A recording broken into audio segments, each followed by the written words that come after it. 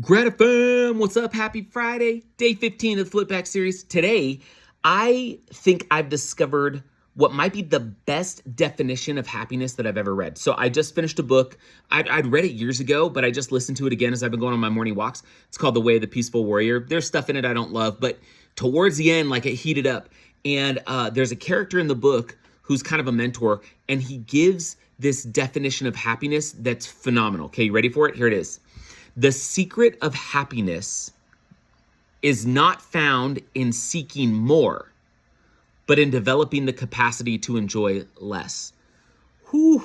Let me just read that again. The secret of happiness, you see, is not found in seeking more, but in developing the capacity to enjoy less. This is so intertwined with gratitude, because gratitude is the ability to be thankful for what is, to be thankful for what you have. There's a scripture that I love that says, "He who receives all things with thankfulness shall be made glorious."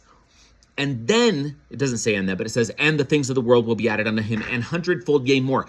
And the point with this, the way I always put it with my kids, is you're never going to get what you want until you can learn to be thankful for what you've got.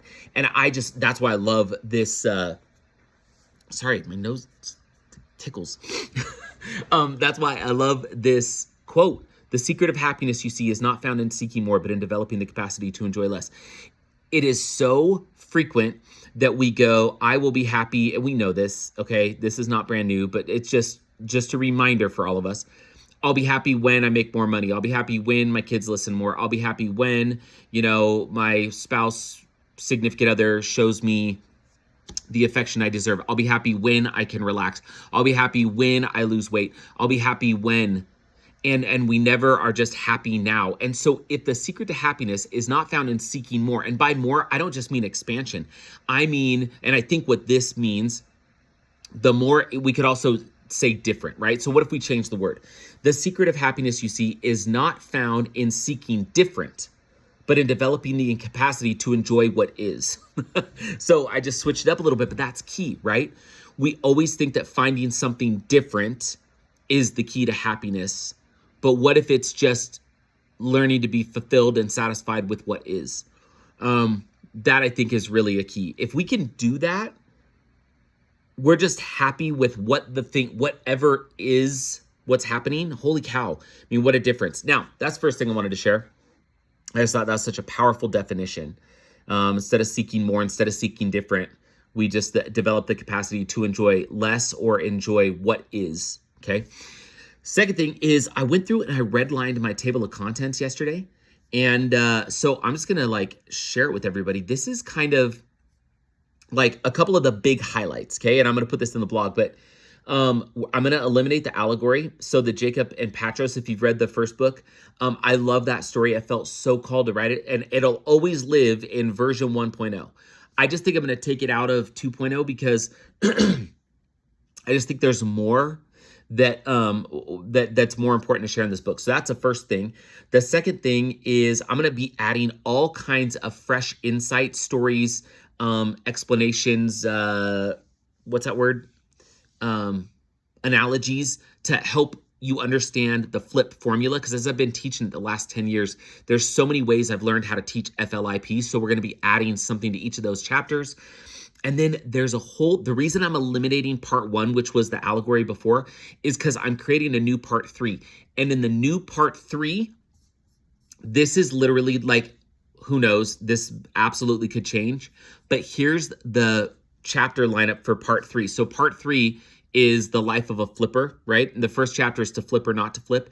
But then we're going to go chapter on anxiety, chapter on divorce, chapter on financial and business failure, chapter on physical ailments and loss, tragedy, and then chapter on parenting. Because, oh my goodness, I realize I have some of the most incredible people in my life, and I know their stories. And we are going to include so many stories where it's not just me saying this is how it helped me with anxiety and divorce, but it is others who are far better and far cooler than I am, who've used gratitude and sort of flipping a situation and turning it into something better, and have dealt with the biggest stuff imaginable. So it is going to be real life stories from real people that are going to be game changing. So anxiety, divorce, financial business failure, physical ailments and loss, and parenting. Let's go.